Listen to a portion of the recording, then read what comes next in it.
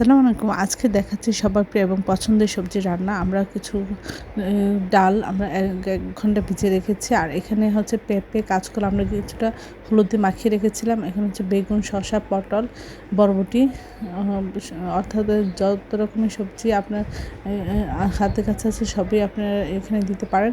আমরা দিয়ে দিচ্ছি তেজপাতা, লবণ, দারুচিনি, হলুদ গুঁড়া ১/২ চামচ, ১ চামচ জিরা গুঁড়া, তারপরে ১ চামচ হচ্ছে ধনিয়া গুঁড়া, তারপরে এখানে হচ্ছে ১ চামচ আদা বাটা, ১ চামচ রসুন বাটা সব কিছু দিয়ে আমরা এটা জাল করে নেব।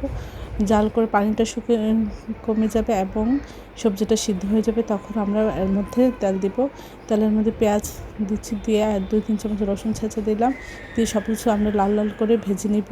তারপরে এর মধ্যে দিয়ে দিব। আর ভাজার সময় আমরা এখানে ৫ ফোড়ন মশলা বা ধনিয়ার গুঁড়া আমরা এখানে ইউজ করব। এটা দিলে এর ফ্লেভারটা খুব সুন্দর আসে।